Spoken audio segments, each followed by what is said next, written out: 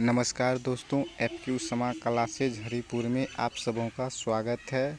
अभी तक आप लोगों ने पाटलिपुत्र वैभव का पार्ट 1 देखा। आज मैं आपको इसका पार्ट 2 बताने जा रहा हूं। तो दोस्तों, इस वीडियो को देखने के लिए चैनल को सब्सक्राइब और लाइक करना ना भूलें, क्योंकि लेटेस्ट वीडियो आपको इसमें बहुत जल्द ही मिलता रहेगा। तो चलिए दोस्तों, मैं शुरू करता हूँ आज का टॉपिक। तो कह रहा था, प्राचीनेषु भारतीयेषु नगरेषु अन्यतमं पाटलिपुत्रम् अनुगंगं वसत विचित्रं महानगरं बभूव। अर्थात क्या कह रहा था?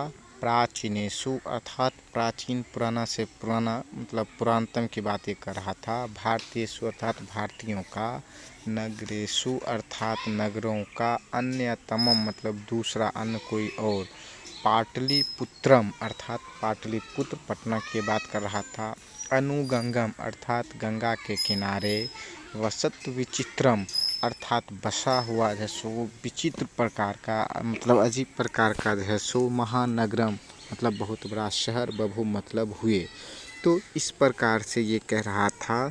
पूरे पंक्ति का आप अर्थ देखें। अब ये क्या कह रहा था आपको कि प्राचीनेषु भारतीयेषु नगरेषु अन्यतमं पाटलिपुत्रम अनुगंगं वसुद्विचित्रं महानगरं बभूव। अर्थात कह रहा था कि प्राचीन समय में ये भारतीयों का जो नगर है, कौन? पाटलिपुत्र, जो गंगा के किनारे था, वह बहुत ही विशाल और विचित्र टाइप का था, बहुत बेहतरीन टाइप का था। वो नगर जो है सो महानगर के रूप में हुआ करता था। अब देखते हैं, ये तो अर्थ था इसका। अब ये कह रहा था यहाँ पर प्राचीनेषु अर्थात प्राचीनेषु में जब आपको कहता है कि कौन सा विभक्ति है, तो प्राचीनेषु में आपको जो है सो सप्तमी विभक्ति है। पुनः कहता है भारतीयेषु, भारतीयेषु में आपका कौन सा विभक्ति है? तो भारतीयेषु में आपका जो है सो सप्तमी विभक्ति है। फिर कहता है नगरेषु, तो यहाँ भी आपका सप्तमी विभक्ति है। फिर कहता है नगरेषु अन्यतम, नगरेषु प्लस अन्यतमम में आपका यन संधि है से। तो देखते हैं, कह रहा था नगरेषु, सु में आपका उ, अन्यतम में अ, तो उ प्लस अ के मेल से क्या बनता है? तो वह बनता है। तो जब आपको एग्जाम में बहुत अच्छा क्वेश्चन से ये पूछता है, कहता है उ प्लस अ के मेल से क्या बनेगा? तो वह बनेगा। और इसी को जब उलट देगा, अ प्लस उ कहेगा तो क्या बनेगा? ओ बनेगा। तो इसीलिए यहाँ पर था नगरेशवन्यतमम। तो इसको क्या पढ़ेंगे? नगरेशु अन्यतमम। फिर आपको कहता है यहाँ पर अनुगंगम, कहता है अनुगंगम में आपका कौन सा समास है? तो अनुगंगम में आपका अवयवी भाव समास है। अवयवी भाव समास कहता है पूर्व पद प्रधानो अवयवी भावा, अर्थात जिसकी पूर्व पद की प्रधानता हो अथवा जिसके पहले उपसर्ग लगा हो, तो वह क्या होता है? वह जो है सो आपका अवयवी भाव समास होता है।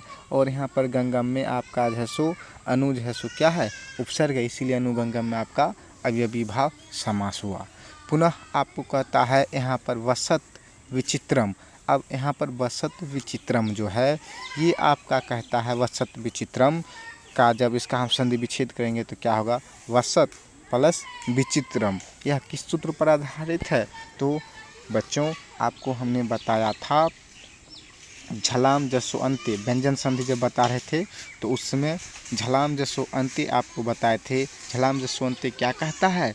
झलाम जसो अंत्य कहता है यदि प्रथम वर्ण के बाद कोई तृतीय वर्ण आए या चतुर्थ वर्ण आए या यन अर्थात यो रो लो वो आए या कोई स्वर वर्ण रहे, तो प्रथम वर्ण का तृतीय वर्ण आदेश हो जाता है। इसीलिए यहाँ पर जैसो आप जो देख रहे हैं, क्या देख रहे हैं? तो के बाद जो क्या बताएं इसको?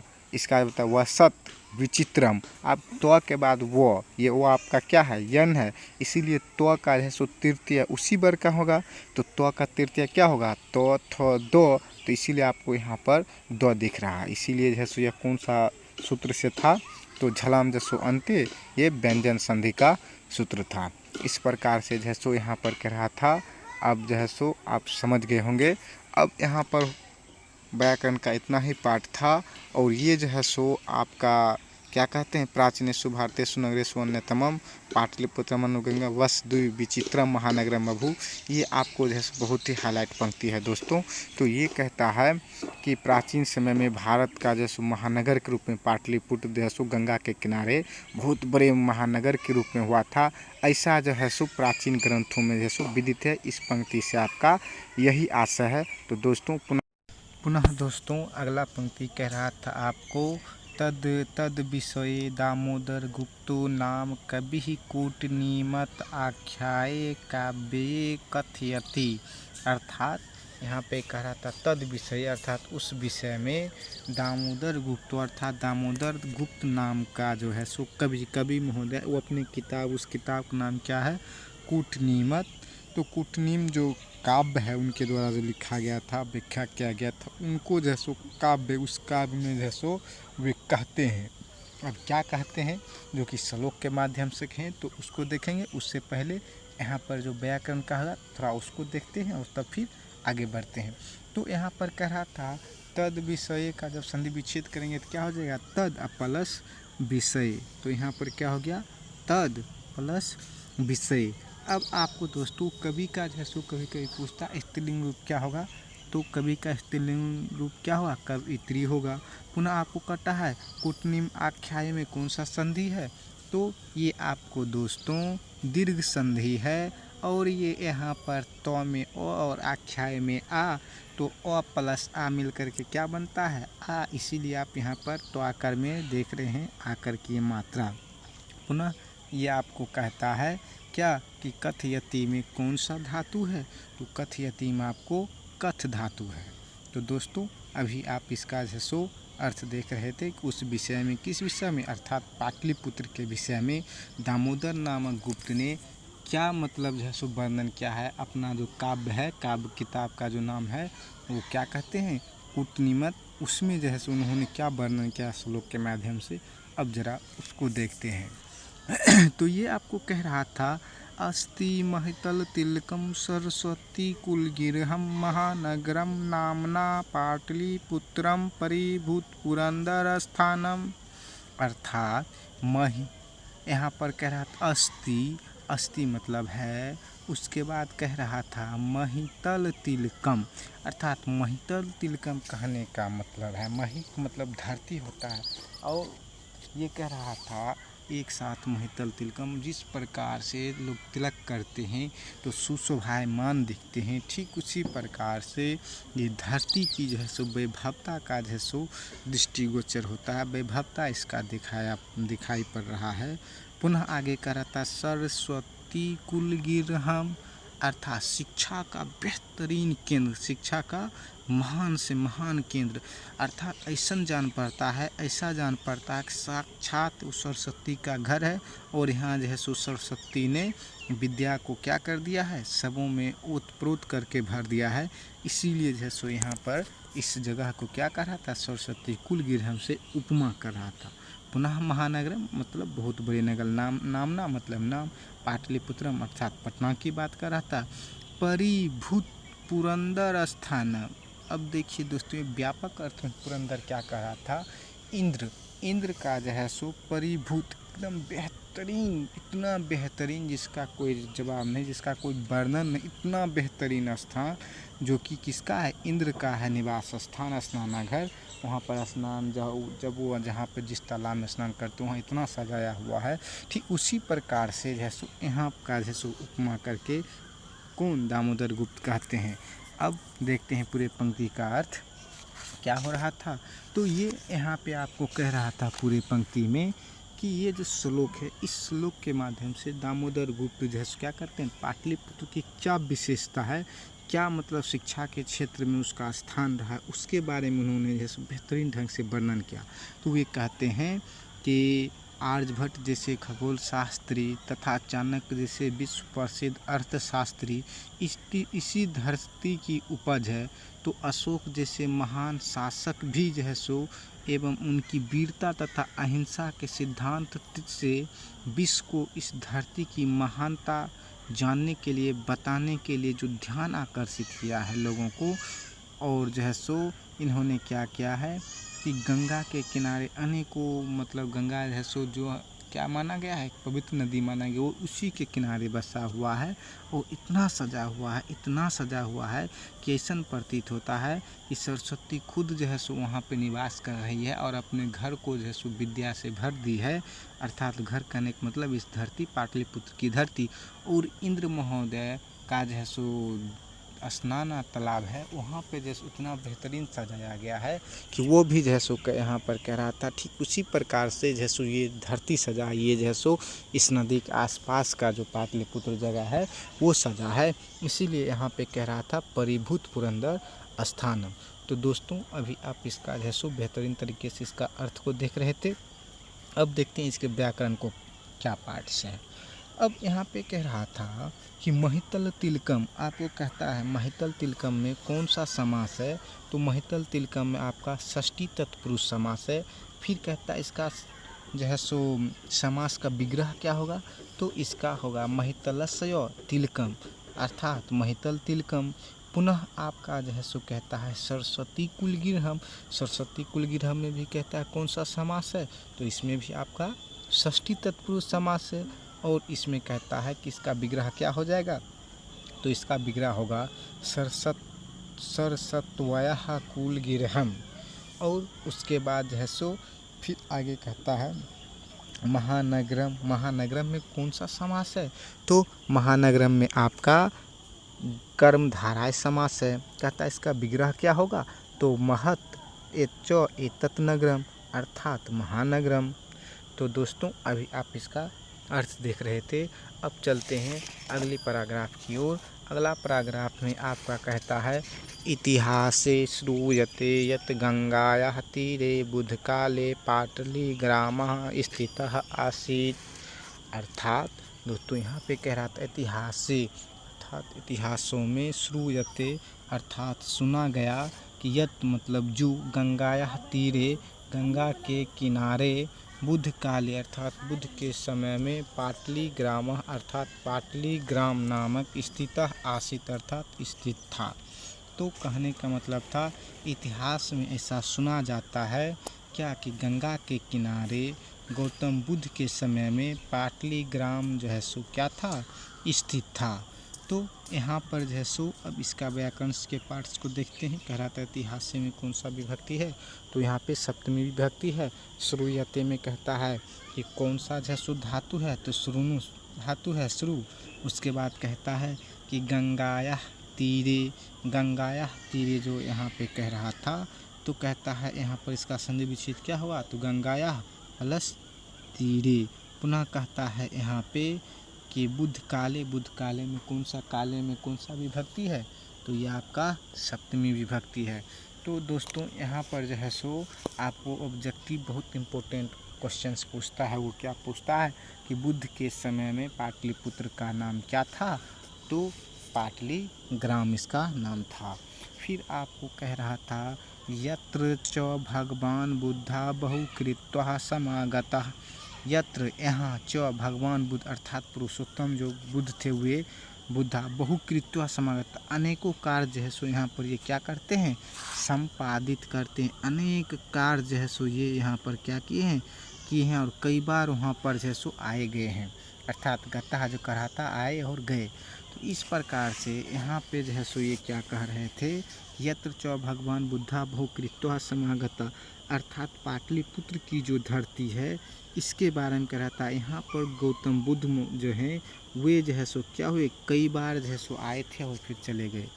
फिर यहाँ पे आपको कहता है, आपको क्या कह रहा था, गतः, गतः में आपको क्या कहता है कि कौन सा जो है सो पढ़ते हैं, तो उसमें अक्तो को तो संयुक्त विसर्ग अक्तो पढ़ते हैं। कहता है यहाँ पे कौन सा उपसर्ग है, तो सम आपका उपसर्ग है।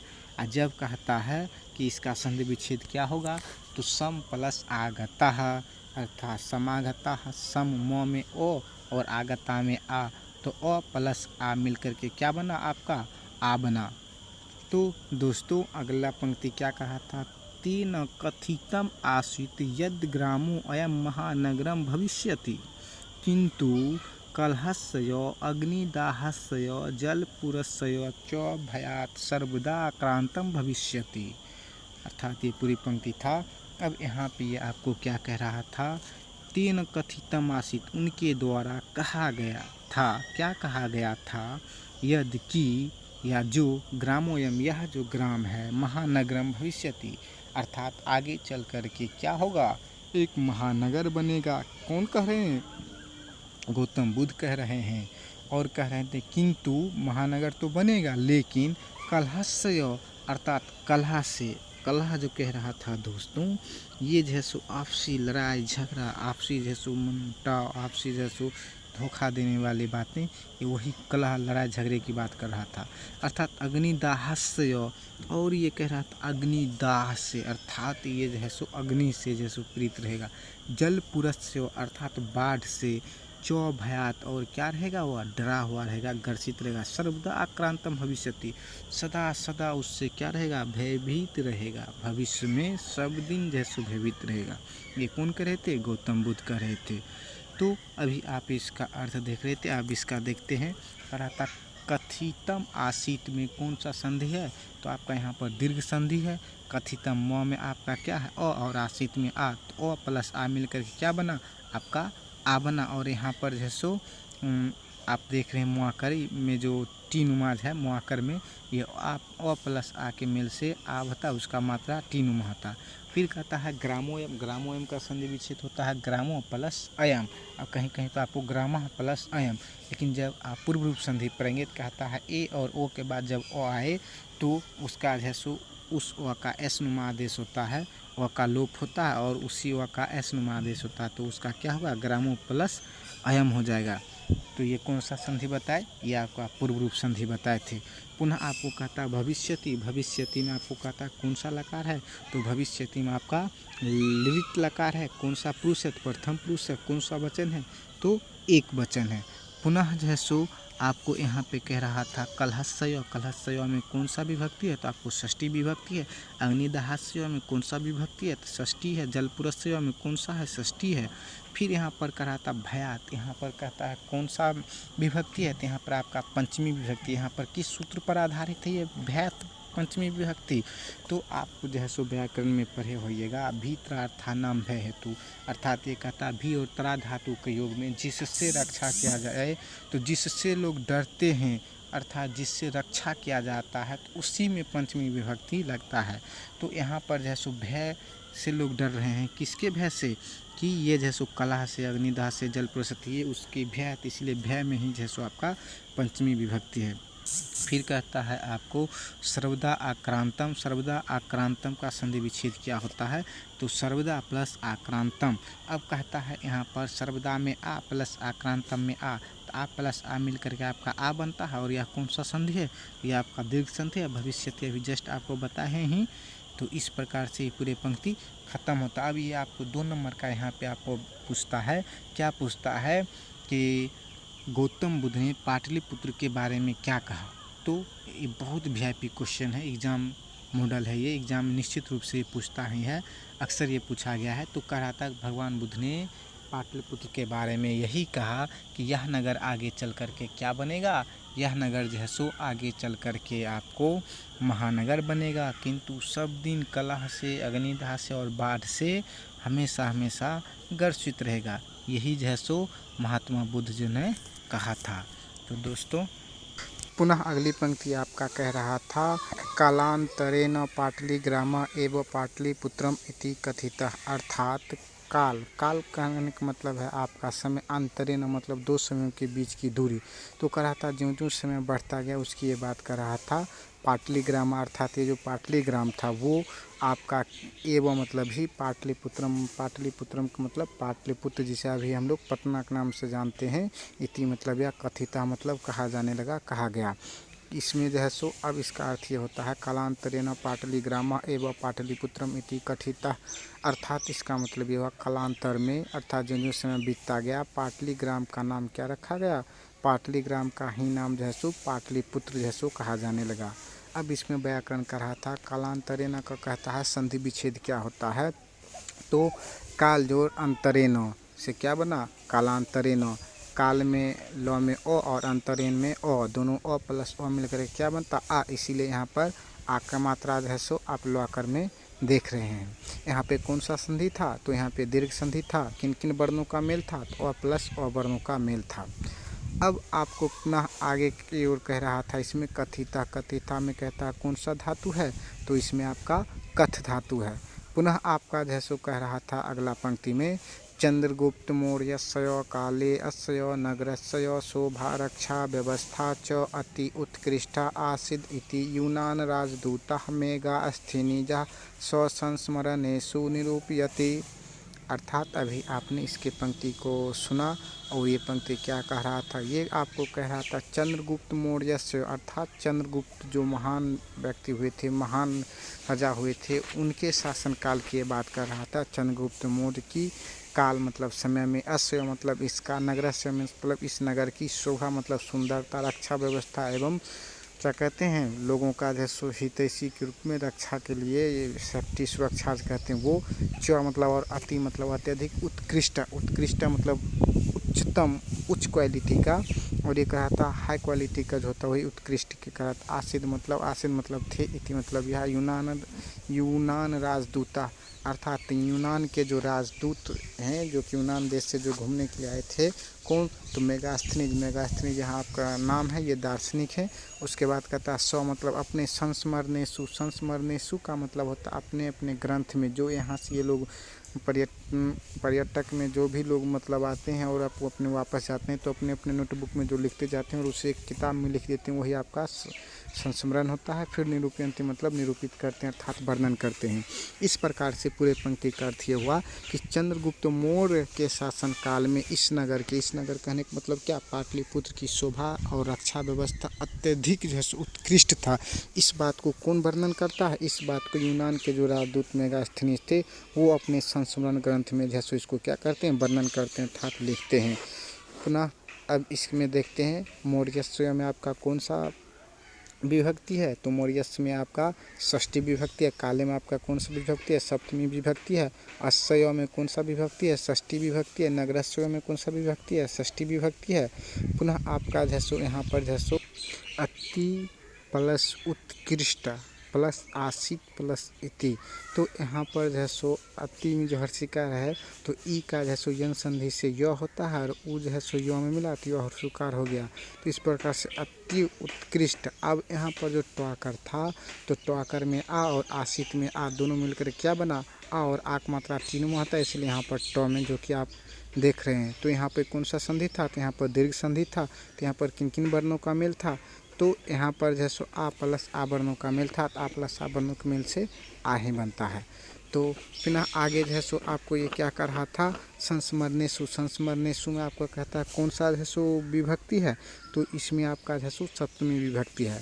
तो दोस्तों अब अगला पंक्ति की ओर चलते हैं। ये कह रहा था अस्य नगरस्य वैभवं प्रियदर्शिनः अशोकस्य समये सुतरां समृद्धः, कह रहा था अस्य मतलब यह, नगरस्य में से नगर की, वैभवम मतलब वैभवता, महानता, सुंदरता, प्रियदर्शिन। अब प्रियदर्शिन जो है सो एक उपमित नाम है, उपमा जो मिलता है किसी को, ये उपमित है। अशोक से, अशोक का जो है सो लोग प्रियदर्शिन के नाम से बुलाते हैं, वही यह आपका प्रियदर्शिन, लोगों के दर्शन मतलब प्रिय राजा अशोक।